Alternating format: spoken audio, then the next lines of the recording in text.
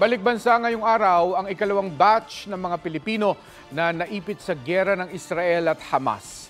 Nakaligtas man, matinding trauma ang iniwan ng kanilang naranasan. May report si Ian Cruz. Sa gitna ng gabi, pinatunog ang sirena sa Tel Aviv, Israel, hudyat ng paparating na raket.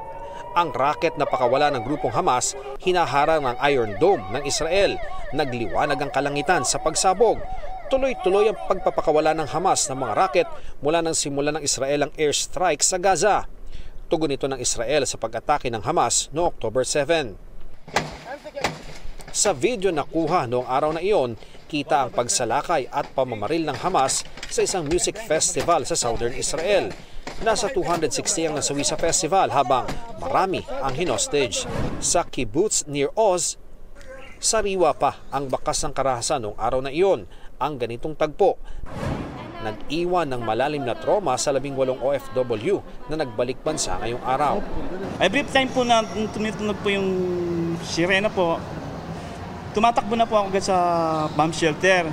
Napapaluwa ka na lang po, gano'n. Niisip mo po talaga yung pamilya mong iiwanan. Hindi po kami mapalagay. Natatakot pa rin po kami na baka po may hindi po masalo ng Iron Dome. Ganun po. Tapos ang isa pang po kinatatakutan namin ay yung mga terorista na nakapasok sa loob ng bansa. Sa 18 OFW na dumating, 14 ang caregivers at 4 naman ang nagtatrabaho sa hotel sa Israel. Ayon sa Department of Migrant Workers, 8 sa 18 balikbayan humiling ng medikal na atensyon. Takot sila. Yung isa nga doon sinabi niya na may marinig lang siyang parang sumabog or nalaglag na gamit na titrigger. No? Makakatanggap ang mga nirepatriate ng financial assistance mula sa iba't ibang ahensya ng gobyerno.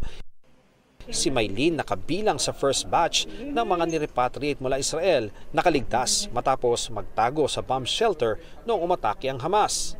Sinusunog na yung bahay namin. Yung barilan.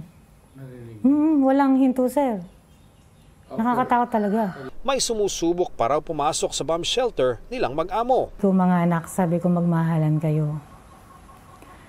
Mahal na mahal kayo ni Mama. Doon sa asawa ko naman, sabi ko, ingatan mo yung mga anak natin.